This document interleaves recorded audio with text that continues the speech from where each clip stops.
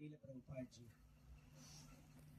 और मेरा और अधिक सौभाग्य है कि आज दो बार प्रभुपाद जी का गुणगान करने का अवसर प्रभुपाद जी के ही असीम कृपा के कारण मुझे प्राप्त हुआ। सुबह RKBM में और आज PYC में। देखिए, हम सब ने यहाँ पर जो भी उपस्थित है, अब जो भी प्रभुपाद जी के डिसाइपल्स हैं, उनका प्रभुपाद जी के साथ तो प्रभुपाद जी को डायरेक्टली हमने देखा नहीं था, कुछ आदान प्रदान नहीं था, लेकिन फिर भी हमारे अंदर प्रभुपाद जी के प्रति इतनी असीम प्रेम है, लगाव है, और प्रभुपाद जी की सेवा के लिए हम ललायत रहते, उत्कंठित होते हैं, दौड़ पड़ते हैं। इसका क्या कारण है? इसका क्या रीजन है कि हम, वैसे देखे जाए तो हम सब क्या है, प्रभुपाद जी के बच्चे पोते हैं ना, पोते हैं, उनके बेटे के बेटे हैं हम। तो इसका कारण है प्रभुपाद जी ने जो हमें दिया है, उनके डिसाइपल्स,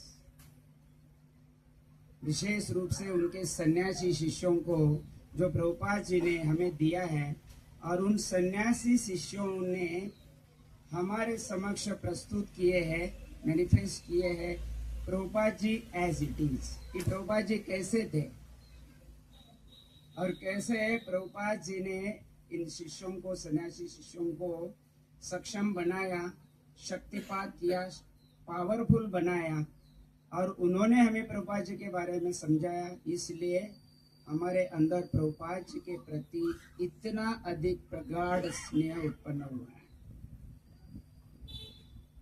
तो ये प्रभुपाद जी की देन है। दूसरा जो है, प्रभुपाद जी ने हमें दिया उनके ग्रंथ, उनके ग्रंथ। तो ग्रंथ मतलब कोई सामान्य पुस्तक नहीं है, साक्षात प्रभुपाद ही है। तो प्रभुपाद जी के ग्रंथ पढ़कर कई सारे लोग जो है दुनिया में भक्त बने हैं। प्रभुपाद जी की और एक विशेषता है कि देखिए, कई सारे संस्थाएं आए, हमें पता ही नहीं चला कब वो मैनिफेस्ट हुए और कब वो नष्ट हो गए। जैसे वो संस्थापक चला जाता है तो धीरे धीरे धीरे वो संस्था भी कम हो जाती है।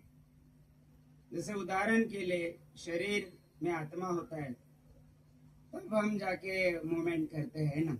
और जब आत्मा शरीर को छोड़ देती है तो शरीर का क्या होता है? शरीर धीरे धीरे सड़ने लगता है, कुछ काम नहीं, विकास नहीं, ग्रो नहीं होता है। लेकिन प्रभुपाद जी इस धरातल से इस संस्था को छोड़कर चले भी गए, जो कि हमारे आत्मा है, मुख्य प्राण है प्रभुपाद जी। प्रभुपाद जी अक्सर कहा करते थे कि इस्कॉन मतलब मेरा शरीर है, और हर इस्कॉन की ब्रांच सेंटर्स है, वो क्या है? मेरा अंग है। तो अंग जब तक मेरे शरीर से अंग जुड़ा रहता है, तब तक ये अंग का महत्व है। तो हमें भी चाहिए कि हमारे सेंटर से जुड़े रहना। ये प्रभुपाद जी की आज्ञा है हमारे लिए। लेकिन मैं ये कहना चाहता हूँ कि प्रभुपाद जी इस धरातल से निज धाम चले भी गए तो ये संस्था कम नहीं हुई। ये संस्था धीरे धीरे धीरे और अधिक ग्रो कर रही है, बढ़ रही है, फल रही है, फूल रही है। ये प्रभुपाद जी की कृपा, और हम सब भाग्यवान है कि उस फल को हम चख रहे हैं। प्रभुपाद जी जब थे इस धरातल पर तो 108 केंद्र थे, isn't it? दीनदयाल प्रभु जी 108 केंद्र थे, लेकिन आज पूरे विश्व भर में 800 से 900 सेंटर्स खुले हुए हैं। तो ये तो प्रमाण है ना कि प्रभुपाद जी नहीं होते हुए भी ये इस्कॉन संस्था क्या हो रही है? बढ़ रही है और अधिक बढ़ने वाली है। उनके बारे में 1 मिनट में उनके कृपालु का गुण जो है वो मैं बता पाऊंगा, बता रहा हूँ। तो चैतन्य चरितामृत में एक श्लोक है, आई थिंक मध्य लीला में 22वें चैप्टर में, श्लोक संख्या 78। कृपालु अकृतदृह सत्य सारा सम निर्दोष वदान्य मृदु शुचि अकिंचन। 78, 79, 80 तीनों श्लोक में पूरे 26 गुणों का वर्णन है, चैतन्य महाप्रभु ने सनातन गोस्वामी को उपदेश देते हुए कहे हैं। ये 26 के 26 सारे गुण प्रभुपाद जी के अंदर कूट कूट के भरे हुए हैं, लेकिन मैं केवल कृपालु। देखिए, प्रभुपाद जी अपने उम्र के 69 साल के समय वृंदावन में, हम सबको पता होगा या है भी, राधा दामोदर मंदिर में रूप गोस्वामी के समाधि के सामने एक छोटे से रूम में रहते थे। कंफर्ट जोन था और भागवतम का ट्रांसलेशन कर रहे थे। लेकिन उनको अपने स्पिरिचुअल मास्टर की जो आज्ञा है वो हमेशा याद थी, और वो आज्ञा को शिरोधार्य मानकर उन्होंने अपने कंफर्ट जोन को त्याग दिया और पूरा वृंदावन लेके गए विदेश में गए प्रचार करने के लिए। उनकी कृपालु का देखिए, हमें वो अभी पता नहीं चलेगा।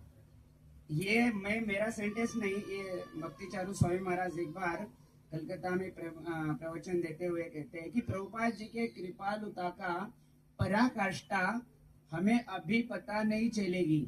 हम कितने भी चिल्ला कर बताएंगे, जब हम 69 साल के होंगे तब हमें पता चलेगा, तब हमें अनुभव होगा कि प्रभुपाद जी ने कितना कष्ट सहन किया कृपालु दया का गुण दिखाने के लिए।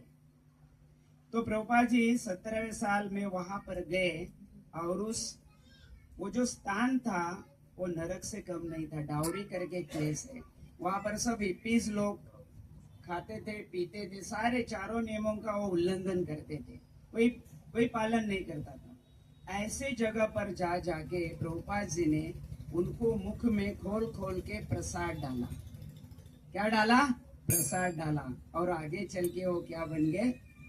शुद्ध भक्त बन गए। तो ये है कृपालुता का उदाहरण। दूसरा, एक बार एक शिष्य प्रभुपाद जी को प्रसाद परोस रहा था, और प्रभुपाद जी प्रसाद पाते थे। उस समय एक मक्खी थी, मक्खी मंडरा रही थी अगल बगल, प्रभुपाद जी के प्लेट के अगल बगल, और वो ठीक से उड़ नहीं पा रही थी। तो प्रभुपाद जी ने उस शिष्य को बुलाया और कहा कि देखिए मधुमक्खी, मुझे ऐसा लग रहा है कि इस मधुमक्खी ने कुछ कई दिनों तक खाया नहीं है, कुछ बंदोबस्त कीजिए, कुछ खिलाइए। मैं क्यों बोल रहा हूँ कि प्रभुपाद जी की देखिए कृपालुता कितनी है। बहुत बहुत धन्यवाद। श्रील प्रभुपाद की